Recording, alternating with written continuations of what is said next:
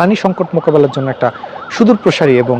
সমন্বিত একটা উদ্যোগ জরুরি। সেখানে শুধুমাত্র শিক্ষার্থীদেরকে কেন টার্গেট করে, শিক্ষা প্রতিষ্ঠানগুলোকে কেন টার্গেট করা হবে, এটা নিয়ে স্বাভাবিকভাবেই তরুণ প্রজন্ম প্রশ্ন তুলছে, সমালোচনা করছে এবং শিক্ষামন্ত্রীর পদত্যাগ পর্যন্ত তারা দাবি করছে এবং এর জন্য তারা অলরেডি আন্দোলনও করছে, যদিও তিনি সেটাকে গতরে নিচ্ছেন না কিংবা গুরুত্ব দিচ্ছেন না। এটা হচ্ছে আমাদের জন্য খুবই লজ্জাজনক একটা বিষয় যে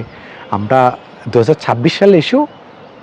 আমরা আমাদের জন্য, আমাদের দেশের জন্য, আমার শিক্ষা ব্যবস্থার জন্য একটা সুদূরপ্রসারী কোনো পরিকল্পনা, কোনো নীতি প্রণয়ন করতে পারিনি, যার ফলে আমাদের শিক্ষার্থীরা বারবারই গিনিফিগের মতো ব্যবহার হচ্ছে এবং তাদেরকে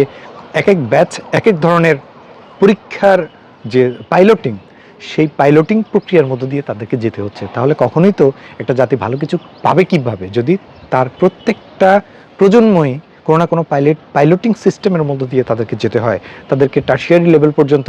শিক্ষা গ্রহণ করতে হয় শুধুমাত্র বিভিন্ন পাইলটিংয়ের মাধ্যমে। কাজে এটা দুঃখজনক বিষয় এবং দুর্ভাগ্য এই জাতির জন্য যে আমাদের শিক্ষা ব্যবস্থায় আমরা যে পরিবর্তনের আশা করেছিলাম সেটি আসলে মনে হচ্ছে না যে বর্তমান শিক্ষামন্ত্রীর পরিকল্পনায় কিংবা তার নেতৃত্বে ভালো কিছু বয়ে আনতে পারে। এবং এটাই হচ্ছে আমাদের জন্য দুর্ভাগ্য এবং এটা নিশ্চয়ই আগামী কয়েক মাসের মধ্যেই আমাদেরকে আরও বেশি বিব্রতকর পরিস্থিতিতে ফেলতে পারে এবং এর ফলস্বরূপ হয়তোবা আমরা আগামী কয়েক মাস পর একটা পরিবর্তন দেখতে পাবো। হয়তোবা এহসানুল হক মিলন সাহেবকে বাংলাদেশের মানুষ, ছাত্র এবং তাদের অভিভাবকরা তাকে এই শিক্ষামন্ত্রীর দায়িত্ব হয়তো বা দেখতে নাও চাইতে পারেন।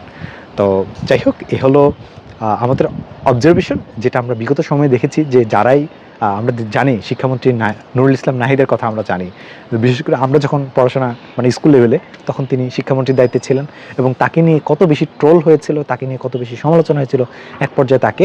তার দায়িত্ব থেকে অব্যাহতি দিয়ে সেখানে ডক্টর দীপু মনিকে নিয়ে আসা হয় এবং ডক্টর দীপু মনির নেতৃত্বে যে শিক্ষা ব্যবস্থা আমরা দেখেছি, তিনি বেশ কিছু উদ্যোগ নিয়েছেন ভালো মন্দ মিলিয়ে।